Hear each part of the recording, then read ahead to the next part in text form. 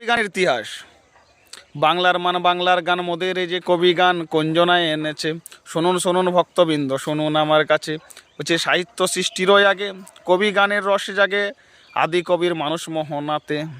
সেই রসকে কেন্দ্র করে ধর্মগ্রন্থ রচনা করে ভেবে দেখ মনেতে। যেদিন ছিল না পত্রিকা, ছিল না ভাই হাতের লেখা, মুখে মুখে হইতো প্রচার। সেই দিনের কথা বন্ধু ভাবো রে একবার। তবে ঢোল বাজিয়ে নাচা কবি কোন দিনে এসেছে। শুনুন শুনুন বন্ধুগণ, শুনুন আমার কাছে। সুদূর পর্তুগাল হতে লবণের ব্যবসা করতে ফরেস্টডাঙ্গার বাজারেতে এসেছিলেন অ্যান্টনি ফিরিঙ্গি।